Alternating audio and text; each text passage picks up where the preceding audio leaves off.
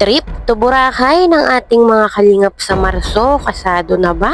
Sino ang makakasama at hindi makakasama at sino sa ating mga love team ang 50-50 at hindi pa sigurado na makakasama?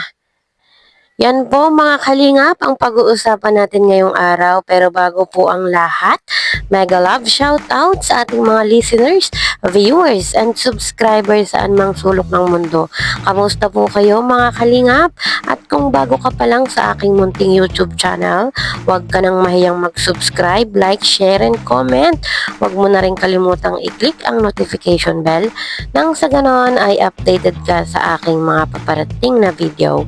At syempre, patuloy po nating suportahan sina Kalingap Rab at ang ating ama ng Kalingap, ang nag-iisang founder, si Kuya Val Santos Matubang.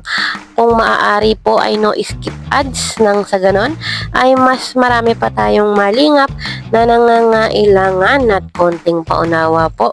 Kung maaari ay tapusin nyo muna ang kabuoang video, nang sa ganon ay akma ang ating mga komento. At yun na nga po mga kalingap, sino po sa inyo ang nag-aabang na sa trip to Boracay ng ating mga kalingap at talagang sino kaya sa kanila ang makakasama at hindi makakasama? Pero hoping na sana lahat ay makasama dahil alam naman po natin na pag mas marami ay mas masaya.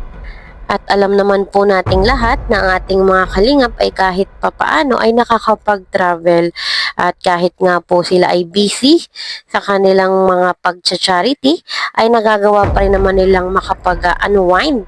At kasama nga po dyan sina Kuya Val, syempre sila Kalingap Rab, ang ating mga Kalingap Angels at K-Boys.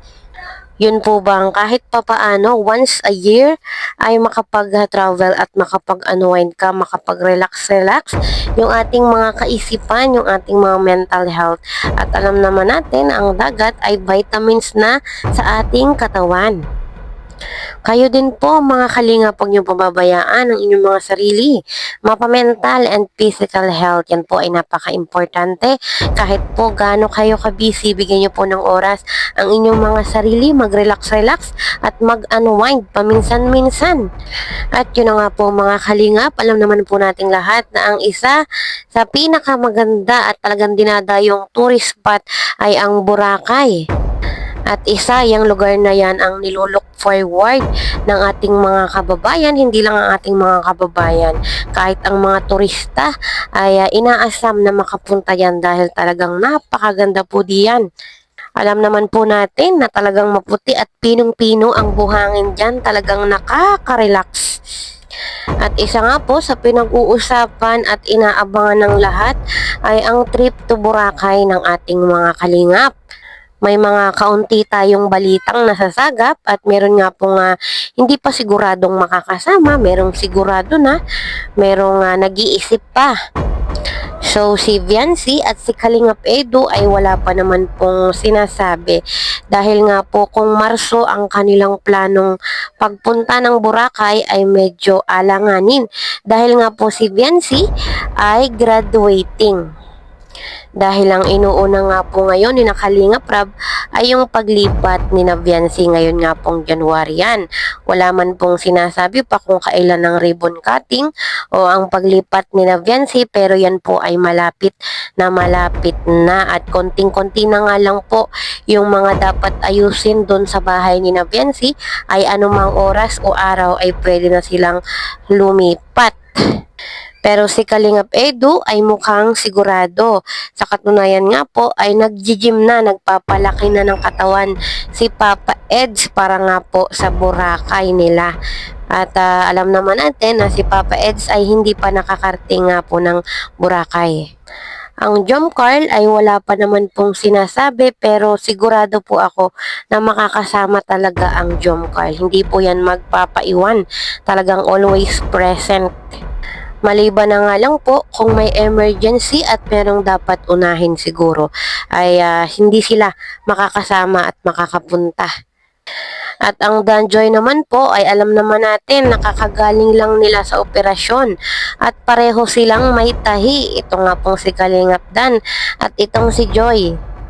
Pero sabi naman po ni Kalingap Dan ay makakasama na siya, pero sana nga po ay makasama ang dalawa. Ilang buwan na rin naman yung lumipas, siguro ay ayos na yung kanilang mga tahi at pwede nang bumiyahe ng malalayo.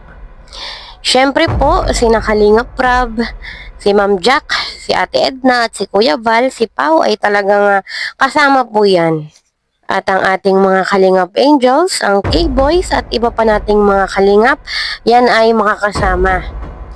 Pero mga Kalingap, gusto ko pong linawin yung kanila pong trip to Boracay sa Marso ay tentative pa lang, hindi pa po yun sigurado.